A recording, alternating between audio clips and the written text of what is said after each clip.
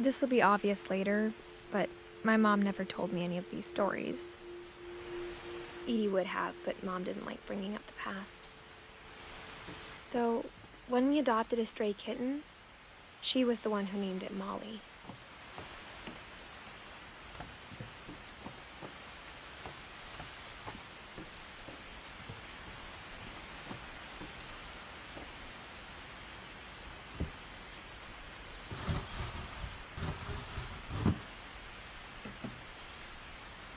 I spent a lot of time in Great-Grandma Edie's room.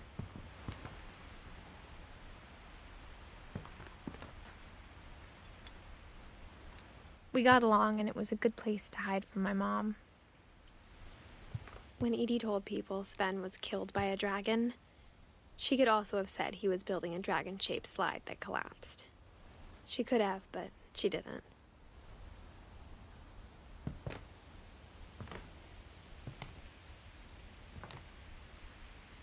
One summer, they evacuated the island, but Edie refused to go. For a few weeks, she was a celebrity.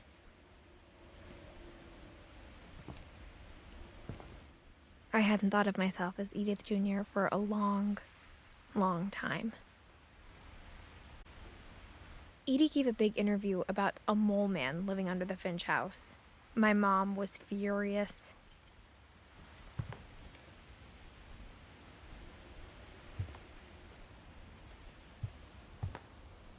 Even in her 90s, sometimes Edie seemed a lot younger than my mother.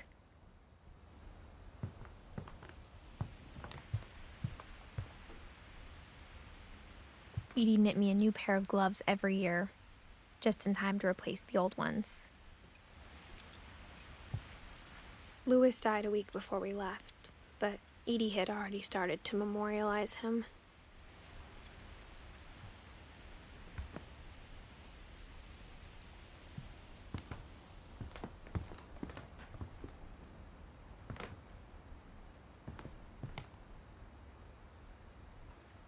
Her room was like a museum.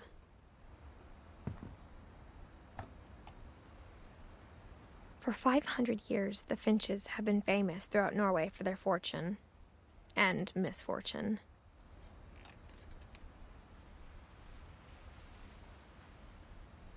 Odin Finch buries the latest victims of the family curse, his wife Ingeborg and their newborn son, Johan. On January 7th, 1937, he set sail with his family and his house, hoping to leave the curse behind. But 40-foot waves off the coast of Washington were the bottom of the sea. Odin's daughter Edie, with husband Sven and baby Molly, step ashore on their new home, Orcas Island. Odin Finch is the first to be buried in the new family cemetery. His daughter Edie is already dreaming of a new Finch house.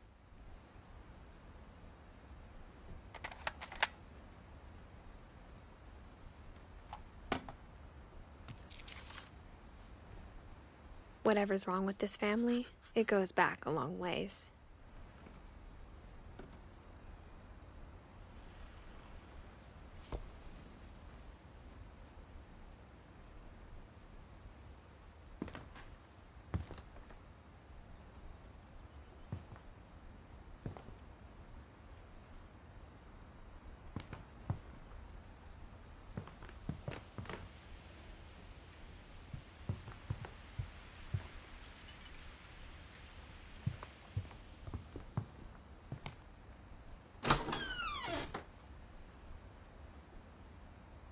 The only trace Grandpa Sam's first wife Kay left on the house was the pink bathroom.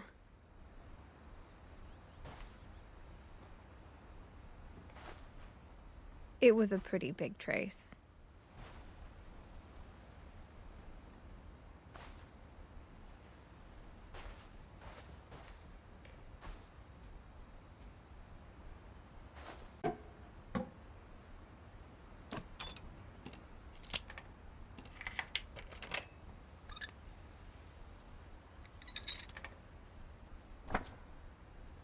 There's a secret in this bathroom.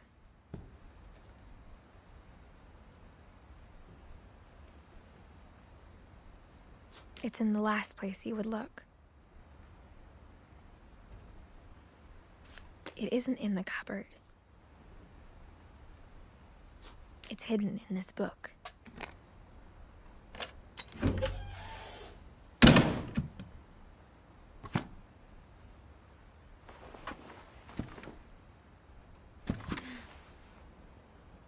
Sven gave Sam an old camera he'd refurbished. He never put it down.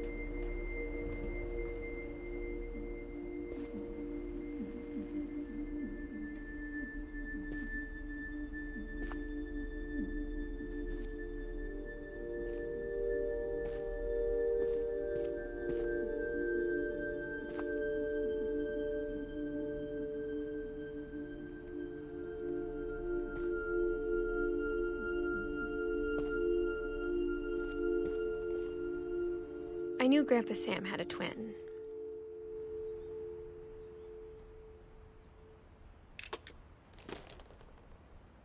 And that he never talked about him.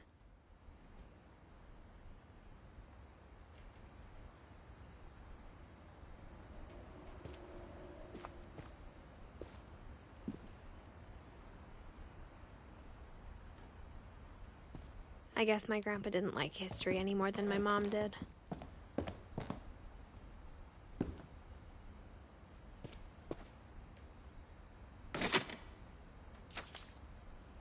How I Want to Remember My Brother by Sam Finch. The thing I remember is that when he made up his mind, that was it.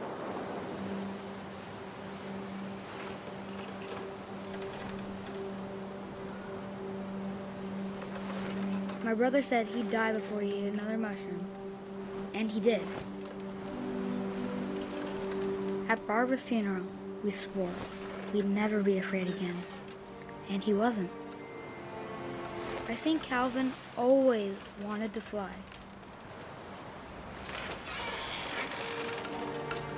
Sam! Calvin! Dinner's ready! Coming! But that day, he finally made up his mind to do it. I told him going around was impossible. Maybe if I hadn't said that,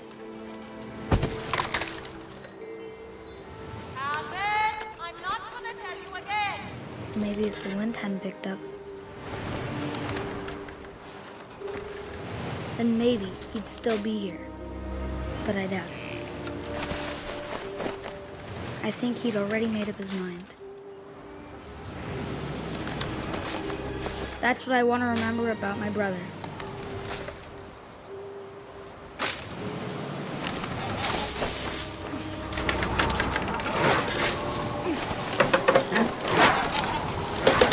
The day he made up his mind to fly.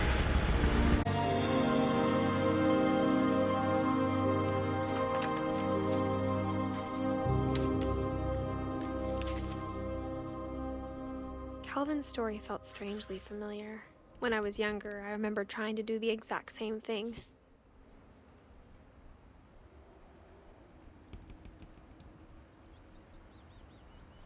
After the funeral, Edie roped off Calvin's half of the room. Mom said Grandpa Sam enlisted at 18 and never set foot in the room again.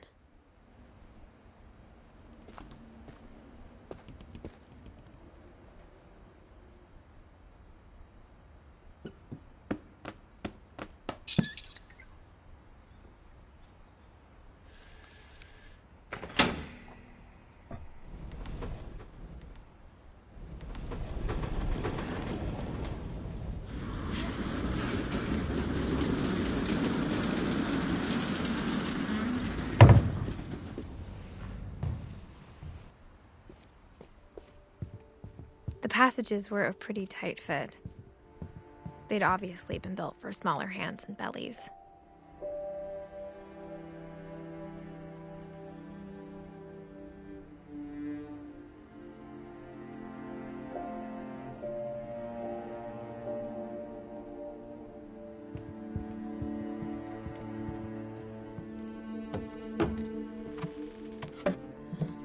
Star.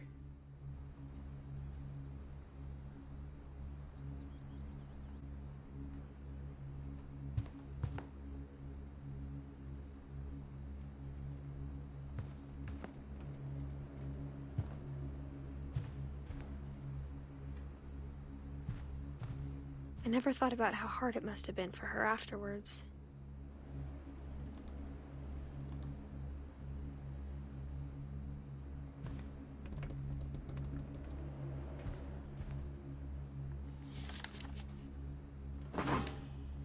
Of all the stories people wrote about Barbara's death, I'm surprised Edie saved this one.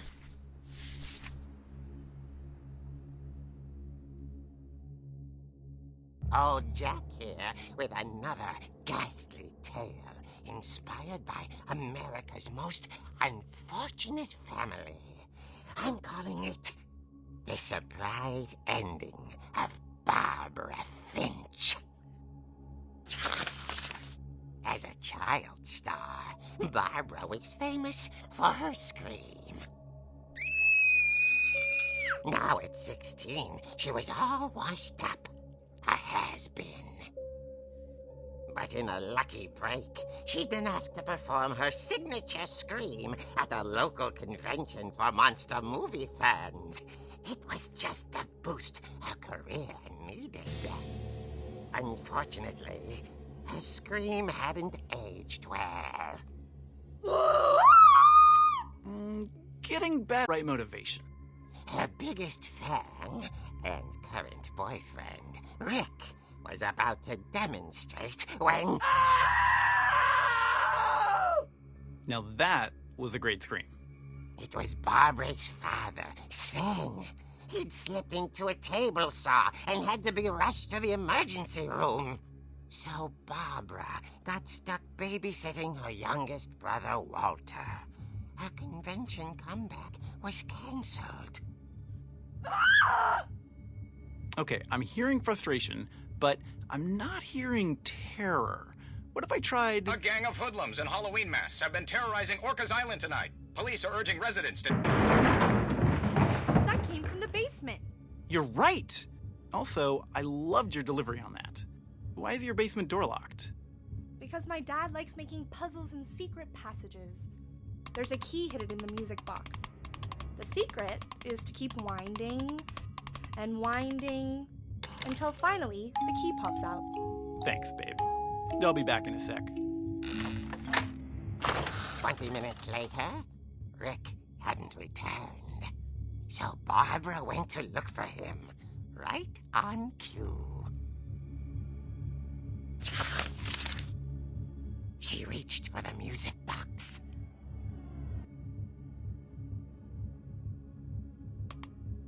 And as she wound the key, she listened for Rick, but the house was silent.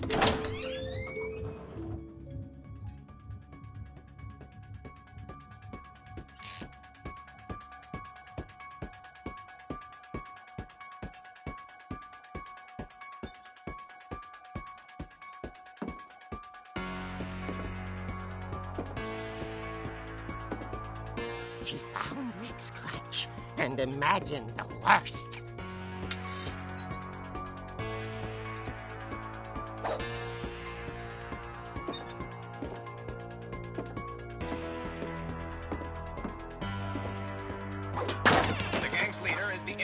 Hookman killer, Dr. Carl Hamill, who impaled and then ate his family 10 years ago tonight.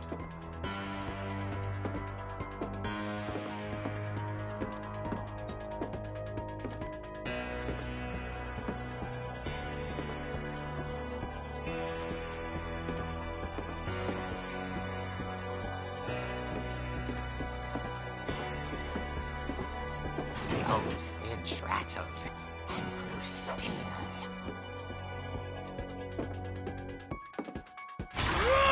Oh dear! Oh! Rick? Barb, relax. I was just trying to scare you to help you find your scream. Well, I'm not scared, Rick. I'm furious. Then act furious. All I'm getting from you now is that you're hurt and confused and you're... She threw him out. Remember him by. Barb, have you seen my other crutch? And she was still holding it when she fell asleep watching the late picture show. Hours later... Barbara! Walter, what's going on up there? Ah! Okay, I'm coming up, but if this is a trick, you're dead, Walter.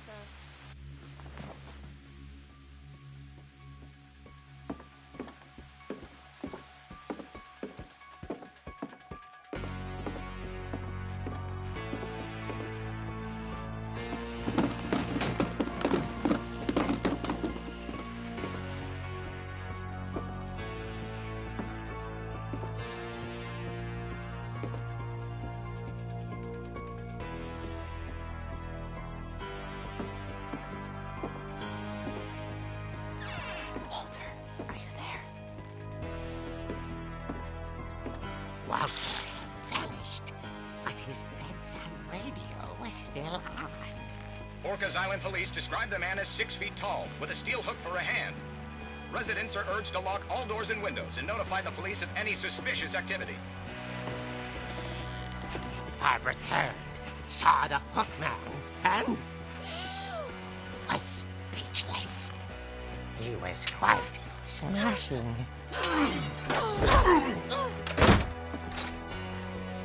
And he was. He couldn't run. Okay, Barbara, there's gotta be another way out of here. That night, she played her part beautifully.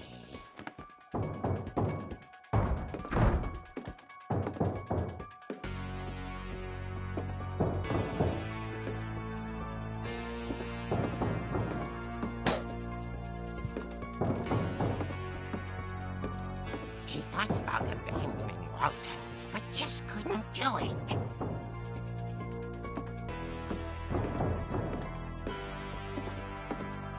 Molly's door hadn't been opened in years. The hinges groaned.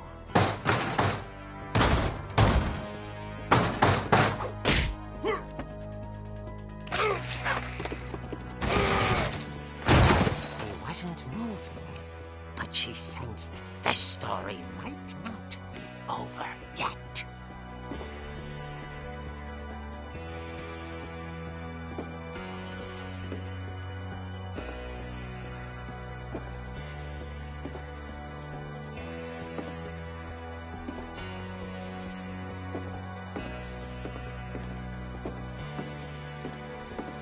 The hookman had vanished. She listened for his breathing, but all she heard was...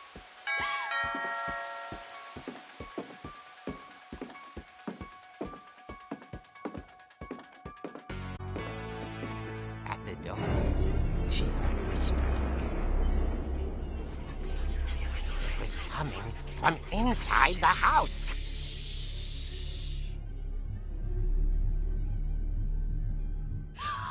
Oh dear.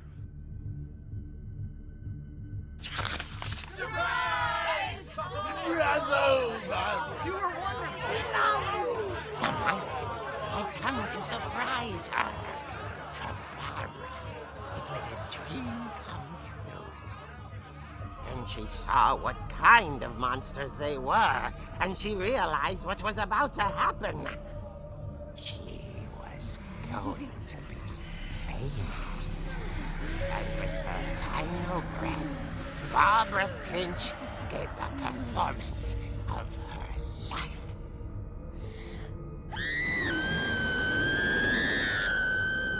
I wasn't there myself, but I hear Barbara was magnificent. Poor girl.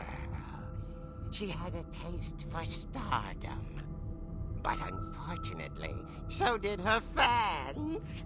Of course, the police blamed it all on poor Rick, who disappeared the same night. And little Walter? Hiding under his bed the whole time. He took it all pretty hard, but that's another story. As for Barbara, Tuckton's is all they ever found of her. Her ear. Now that's what I call a real eerie tale.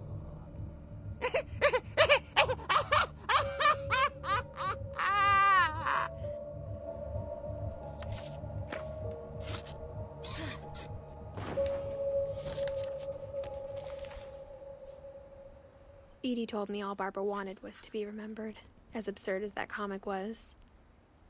Maybe what Edie saw was a happy ending.